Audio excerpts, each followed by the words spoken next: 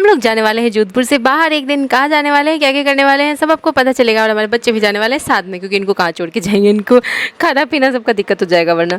तो साथ ले जाएंगे, थोड़ी गर्मी है बट थोड़ा संभालना मुश्किल होगा। बट कहाँ जाने वाले हैं, कब जाने वाले हैं, सब कुछ आपको आगे आने वाले व्लॉग्स में बताएंगे। अब अनमोल को और कनिका को ना हम लोग रात में अपने वाले रूम में नहीं सुलाती, बहुत गर्मी है, बहुत ज़्यादा गर्मी है। और हमारा कूलर का टाटना ख़राब हो गया है, तो उसमें पानी जाता नहीं है, सारा पानी कूलर के बाहर गिर जाता है। तो इस वजह से ना हम लोग ना अपने रूम में नहीं सुला रहे हैं। तो अनमोल की कुछ बातें हैं, चलो थोड़ी सी चटपटी वाली इस पे जो सुनते हैं। अनमोल को कौन सुलाता है? पापा। कौन सुलाता है? पापा। पापा सुला देते हैं ना दूसरे रूम में, और कनिका को भी सुला देते हैं ना अब तो, क्योंकि इस रूम में बहुत गर्मी है ना, इसलिए अनमोल को दूसरे रूम में सुला देते हैं। दूसरे रूम में एसी है ना, मम्मी के रूम में तो एसी नहीं है। बबी के रूम पे बहुत बड़ा पंखा है। बहुत बड़ा पंखा है ना, लेकिन गर्म हवा मारता है ना, राजस्थान की गर्मी में इतना गर्म हवा मारता है, इसलिए बच्चों की सेफ्टी। हवा मारता है। तो तुम फिर इसी में सोया करो, फिर क्यों जाते हो एसी में सोने? तो बड़ा बित्थर, छोटा बित्थर चलते आती है, बड़ा अरे बाप रे, बड़ा बित्तल तो ये अनमोल को। हाँ। तो अनमोल, अनमोल 2 सेकंड इधर देखो। तो गर्मी इतनी ज़्यादा बढ़ी कि ऑर्डर्स पूरे करने में सबसे ज़्यादा प्रॉब्लम सारी, समझ नहीं आ रहा कहाँ से शुरुआत करें। गर्मी से पूरे दिन हम लोग की हालत ऐसी रहती है।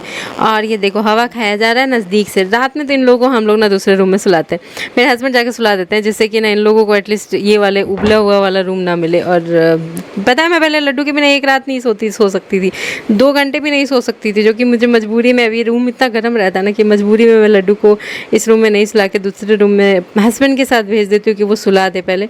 और अब तो लड्डू अपने पापा से भी सो जाती है, वरना पहले मेरे में ही चिपक के सोती थी तो सोती थी।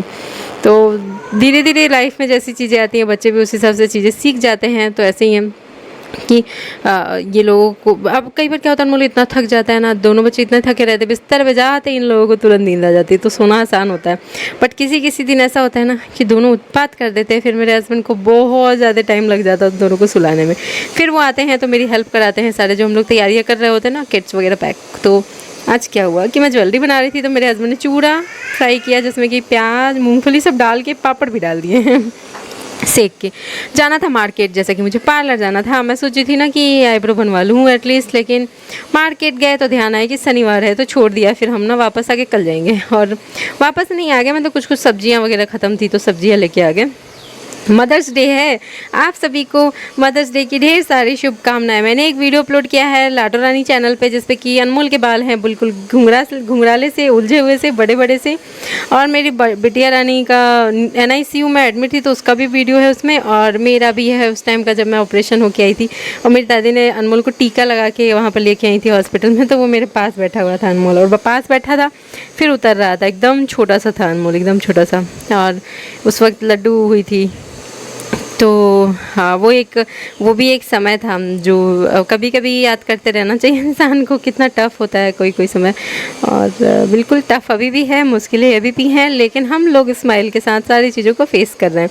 लाइफ में भगवान जी सारी चीज़ें सिखा रहे हैं, और सबसे मेन चीज़ सिखा रहे हैं कि कौन किस तरीके से साथ देने वाला है और कौन किस समय पर साथ छोड़ने वाला है। तो ज़रूरी है ये सारे सबक मिलते जाना, ताकि इंसान एक पीक समय पे डगमगाए नहीं, उसे पता हो कि खुद के पाँव किस तरीके से मजबूती से रखने। क्योंकि खींचने वाले, टांग खींचने वाले, छोड़ने वाले सब मिलेंगे इस दुनिया में। और मदर्स डे की आप सभी को शुभकामनाएं। आप सभी माँओं से रिक्वेस्ट है कि आप लोग भी कुछ अपने बच्चों के लिए इस हिसाब से खड़े रहो कि कोई टांग ना खींच सके, और आपके लाइफ, आपके बच्चों की लाइफ अच्छी अच्छी सी रहे, है ना। और कुछ चीज़ें हुई हैं जो हम बताएंगे आपको, कुछ खुशखबरी भी है, जो कि कल वीडियो में बताई थी ना। मेरे स्टूडेंट्स को अब मिलने वाले हैं सर्टिफिकेट भी। तो बहुत सारी चीज़ें हम लोग इम्प्लीमेंट कर रहे हैं, क्योंकि हम जब कोई काम कर रहे हैं, हमारे साथ जो लोग जुड़ रहे हैं उनके लिए भी तो सोचना है। तो सारी चीज़ें आप लोगों को धीरे धीरे समय आने पर पता चलती जाएंगी। जो लोग हमसे जुड़े हुए हैं, जो लोग सीख रहे हैं बनाना, उनके लिए भी, और जो लोग हमारे वीडियोज़ देखते हैं, हमें ढेर सारा प्यार देते हैं, उनके लिए भी। तो घर आते ही मुझे करना था ढेर सारा कपड़ों को फोल्ड, क्योंकि कपड़े तह लगाने का काम मेरा डेली इतना सारा हो जाता है, क्योंकि इन दोनों के कपड़े इतने इकट्ठे होते हैं ना कि लाने के बाद सबको अगर फोल्ड ना करो ना तो ऐसा लगता है कि देख देख के कि ये गंदे हो जाएंगे पड़े पड़े। ऐसा होता है कि आप लोगों के साथ भी, मुझे ऐसा लगा कपड़े फोल्ड ना करो वो गंदे हो रहे हैं, गंदे हो रहे हैं, दिमाग में चल रहा होता है। तो मैं फोल्ड की। रात में काफ़ी लेट हो गया था और फिर प्लान था कि आज पिज़्ज़ा बनाएंगे, तो इस वजह से कुछ बनाए नहीं थे। फिर मैंने हस्बैंड को कहा कि छोड़ो कुछ और खा लो क्योंकि बहुत लेट हो गया है। तो फिर भी वो लेके आगे जाके सामान, पिज़्ज़ा बेस लाएँ, मोज़रेला चीज़ लाएँ, पनीर लाएँ और उसके साथ मैंने तब तक में टमाटर प्याज काट के रखा और हरी मिर्ची नहीं डालेंगे, हरी मिर्ची ऐसे ही रखा हुआ है। उसका हम लोग नेक्स्ट डे बनाएंगे चिली पनीर। और पनीर मैंने बोला नहीं था लाने के लिए, मेरे हस्बैंड ले आए, तो मैंने कहा इतना सारा पनीर मैं पिज़्ज़ा पे डाल के एक बार मैं नहीं खा सकती हूँ, उसको मैं ना 2-3 दिन चलाऊँगी, कुछ कुछ चीज़ें अलग अलग बना करके। और देखते कल क्या बनाएंगे, ज़रूर दिखाएंगे। पिज़्ज़ा इतना ज़्यादा यम्मी बना था ना, इसमें भर भर के मैंने मोज़रेला चीज़ डाले क्योंकि मोज़रेला चीज़ पूरा एक पैकेट ले आए थे भरा हुआ एकदम। और जब मैंने रेट सुना मोज़रेला चीज़ का, मैं क्या रे इतना महंगा, इतना बड़ा पैकेट, इससे छोटा पैकेट नहीं आता है, या तो बोले नहीं इतना मतलब इससे छोटा नहीं आता है। और मेरा पिज़्ज़ा बन रहा है तवा पे, मेरे पास ओवन नहीं है, मैं तवा पे ही बनाती हूँ पिज़्ज़ा। कौन कौन मेरी तरह जुगाड़ू है, जुगाड़ू वाले काम करते हैं। और मुझे ऐसा लगता है ना, हम लोगों को ना महिलाओं को जुगाड़ करते करते इतनी आदत हो जाती है ना कि कल को अगर मेरे पास ओवन आएगा भी ना तो भी मैं शायद तवा पे ही पिज़्ज़ा बना लूँगी। किसके किसके साथ ऐसा होता है। या केक बनाने का भी मेरा बहुत मन करता है। किसी दिन अगर मैंने भगोने में बनाना स्टार्ट कर दिया ना तो फिर मुझे ओवन की ज़रूरत ही नहीं पड़ेगी, फिर मैं उस पतीले में ही बना लिया करूँगी, भगोने या फिर पतीला में। और किसी को आता है क्या केक बनाना, वो भी पतीला में, तो ज़रूर बताइएगा। अब सुनती हूँ कि तवा पे भी बन जाता है, मैंने एक बार ट्राई किया है कढ़ाई में तो ठीक ठाक बन गया है। बट आप लोगों को भी कुछ आइडिया हो, क्या आप लोग कोई बनाते हो केक तो ज़रूर बताइएगा, क्योंकि मैंने अपने मन से ही ऐसे ही ट्राई किया था, अच्छा बना था, ठीक ठाक बन गया था, स्पंजी था। क्रीम व्रीम लगाने का आइडिया नहीं था, तो ऐसे ही स्पंजी बना के खा गई थी। रांची में बनाई थी। और यहाँ गर्मी बहुत ज़्यादा है। यहाँ पता है जब गर्मी बढ़ता है ना तो मुझे रांची की याद आती है, क्योंकि रांची में ना मौसम बिल्कुल ठंडा रहता था हमेशा। आज अगर गर्मी हो भी गई ना तो कल बारिश हो ही जाना है, कल नहीं होना है, रात तक बारिश हो ही जाना है, ऐसा होता था। देखिए कितना यम्मी दिख रहा है ना पिज़्ज़ा। तो पिज़्ज़ा तो हमारा रेडी है, इसे कट कर देते हैं। और ये वाला गाउन जो मैं पहनती हूँ ना, इसका कलर हो चुका है ख़राब, तो मैं सोच रही हूँ इसको काट छाट के फेंक दूँ, क्योंकि मैं गलती से इसी को उठा के पहन ले रही हूँ। मेरे पास नए वाले नाइटी पता है मेरे हस्बैंड ढेर सारा लेके आए हैं, सब फोल्ड कर करके ट्रॉली में डाल के रखा हुआ है। अब उसमें से निकालूंगी मैं, थोड़ा टाइम मिल जाए तो निकालूँ। अभी रात में भी मुझे बहुत सारे काम निपटाने हैं, कुछ व्लॉग आज चला जाएगा, लेकिन कुछ जो बचा कुछ रह जाएगा ना कल जाएगा। वो क्यों पता है क्या हुआ ना, कि रात के हम लोग शूट्स कर रहे थे तभी लाइट कट गया। अब लाइट ऐसा कटा कि हम लोगों को लगा कि शायद लाइट आएगा ही नहीं, क्योंकि आंधी तूफान की वजह से कटा था। तो जल्दी जल्दी में मैंने यहाँ तक एडिट किया जहाँ तक मैं रेडी हो रखी थी। रेडी होते ही लाइट कट गया और मैं इतना हेवी पहन ली, मुझे गर्मी लग रहा था, पसीने छूट रहे थे मेरे। बट मैं सोची कि मैं तो वीडियो शूट कराऊंगी, भले ही लाइट रहे ना रहे। लाइट रहता है ना तो ये वाला ट्यूबलाइट जलता है, लाइट नहीं रहता तो ट्यूबलाइट नहीं जलता है हमारा। इन्वर्टर पे छोटे वाले बल्ब वगैरह जल जाते हैं। तो फिर मेरी सारे के सारे शूट्स ऐसे ही हुए। एक बहुत सुंदर सा जो छल्ला बनाई थी ना वो दिखाने वाली हूँ मैं पहन के, किसी को मंगाना हो तो आप मंगा सकते हो। बनाने का क्या तरीका है, जो भी मेरे स्टूडेंट्स को किट गए हैं ना उसी सामान से बन जाएगा ये, लेकिन कैसे बनेगा, क्या क्या करना है, क्या क्या चीज़ें अपने घर से ऐसी चीज़ कौन सी है जो सबके घर में होती है लेकिन हम लोग उसको इस्तेमाल करना नहीं जानते, सब आप लोगों को बताएंगे उसी में। अभी इतना टाइम नहीं है, अभी फ़िलहाल तो मैं पहन के दिखा दूँगी। बहुत सुंदर बना।